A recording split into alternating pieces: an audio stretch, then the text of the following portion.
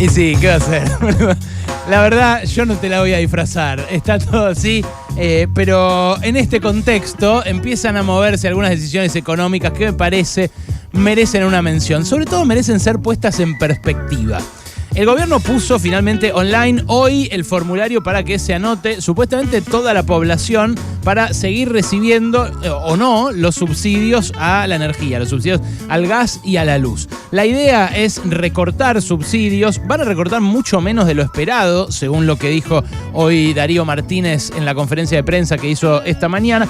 Y en parte eso tiene que ver con la demora en haber puesto en funcionamiento este subsidio, este formulario, para el cual se tomaron más de 2 años de discusiones internas que en realidad tienen una raíz mucho más lejana, que son los inicios del kirchnerismo, el congelamiento tarifario de Duhalde. Desde ese momento hasta ahora, en 20 años, hubo muchísima discusión sobre las tarifas. Es una discusión que muchos de mis colegas olvidan, pero que tiene que ver con las privatizaciones también. Porque en las privatizaciones, en el menemismo, se les garantizó a las empresas que vinieron, primero algunos expertos en mercados regulados, locales, y después capitales extranjeros que muchas veces se hicieron de esas empresas a punta de pistola, con espionaje y demás. Acuérdense el caso de Aguas Argentinas y los franceses de Lyonés de Sceaux, por ejemplo. Bueno, esas privatizadas habían conseguido tarifas altísimas y en dólares, que pagamos durante toda la convertibilidad. Cuando colapsó la convertibilidad, congelaron las tarifas y empezó un tironeo que llegó hasta el CIADI, hasta tribunales internacionales.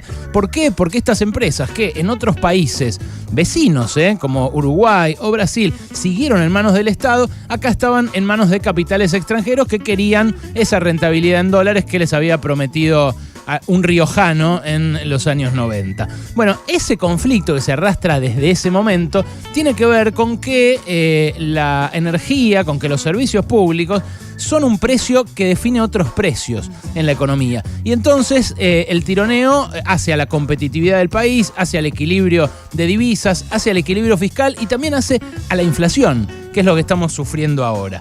Bueno, las tarifas se congelaron, se plancharon en lo que va del gobierno de Alberto Fernández, por eso se abultó la cuenta de subsidios. Hoy es una cuenta no tan grande como la que tenía debido en 2013-2014, cuando Kicillof empezó a desarmar esos subsidios con aumento de tarifas, pero es una cuenta muy abultada y que además implica un subsidio para gente que no lo necesita. O sea, es injusto y efectivamente tiene que recortarse.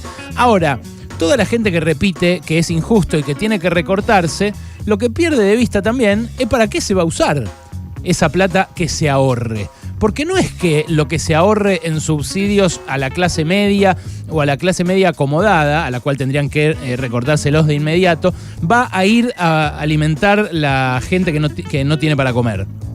Es plata que se va a ahorrar y que el Fondo Monetario insiste en que se ahorre para pagar la deuda que dejó Macri, que a su vez ya nos había hecho pagar tarifas 300, 400, 500 y hasta 1200% superiores a las que recibió. Claro, Macri la tuvo fácil porque dijo, a mí me dieron todo congelado, toda una montaña de subsidios, entonces hago un tarifazo para eliminarlos. Es lo que hizo Aranguren, pero a mucha gente le empezó a costar pagar la luz y pagar el gas con Aranguren, con ese tarifazo de Aranguren. De hecho, la Corte Suprema de Justicia, que en parte estaba conformada como está conformada hoy, le dijo, atento señor, usted tiene que ser gradual en ese incremento. Y por eso es que ahora esta quita de subsidios también se va a hacer gradual. Ahora, de vuelta, ¿para qué recortar? ¿Para ayudar a los que en este momento no llegan a fin de mes por la estampida de precios y de inflación que hubo en este tiempo o para pagarle al Fondo Monetario?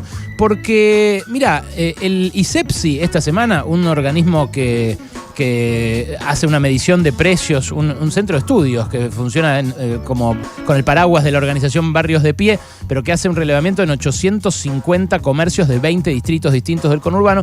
Esta semana publicó el ISEPSI que los alimentos, desde que asumió Alberto, subieron 212%. O sea, si un paquete de harina valía 100 pesos, ahora vale 312 pesos. ¿Ok? Así con todo. Hay algunas cosas que subieron más que ese 212 promedio en los barrios populares donde mide el ISEPSI, como por ejemplo la milanesa.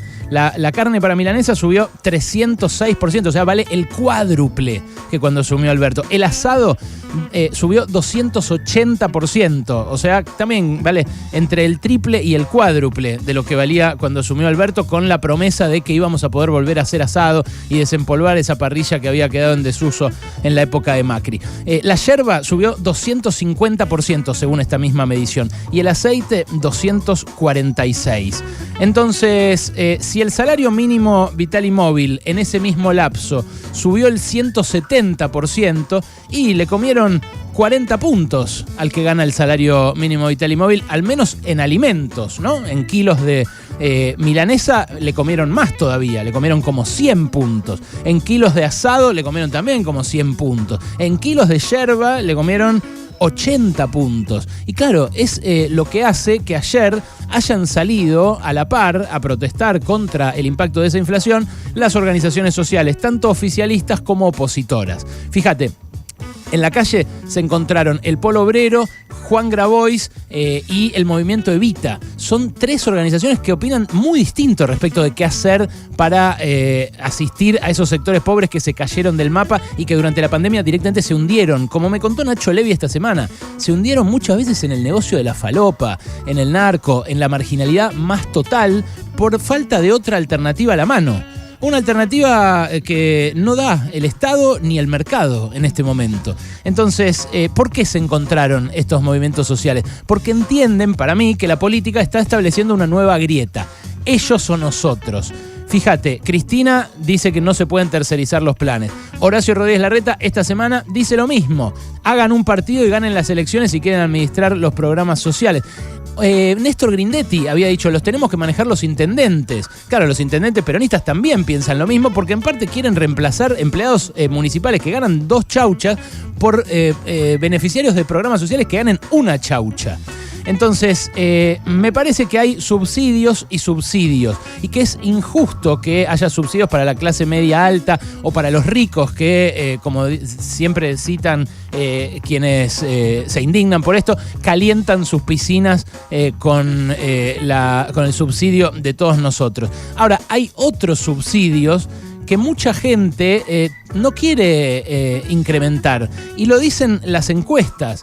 Las encuestas dicen que está en contra mayoritariamente la gente del salario universal, del salario básico universal. Dicen que no es algo que tenga consenso generalizado. Y claro, yo podría decir también desde el punto de vista macroeconómico, no hace falta un salario universal. Habría que hacer políticas focalizadas para que los jóvenes que no tienen empleo tengan un programa de empleo, porque ahí la desocupación sí es alta, a veces hasta del 20 y pico %, mujeres jóvenes, por ejemplo.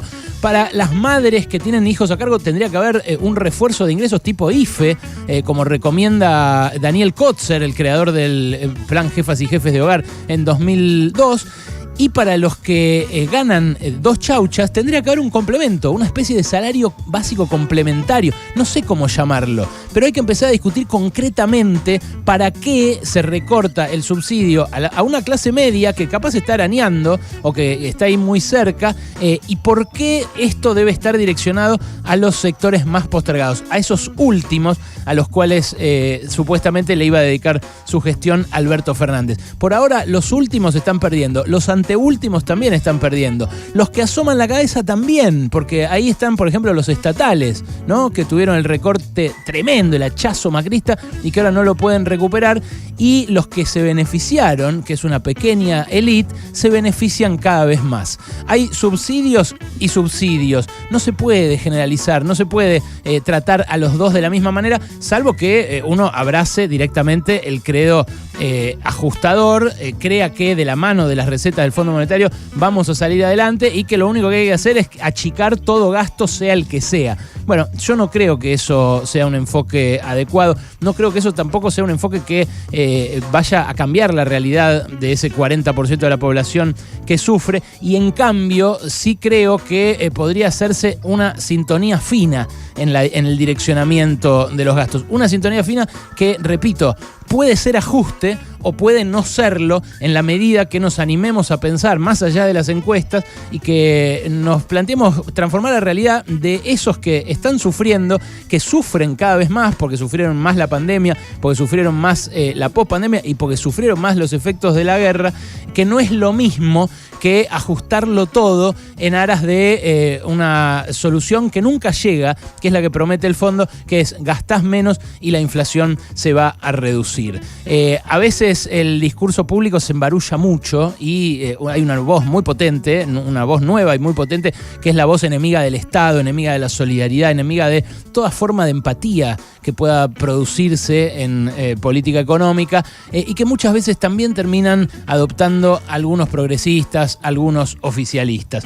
Repito, hay subsidios y subsidios. No se puede estar en contra de todos, no se puede estar a favor de todos, pero hay que ser muy, muy detallista al analizarlos para que este sistema, ya con lo injusto que es, no genere todavía más injusticias.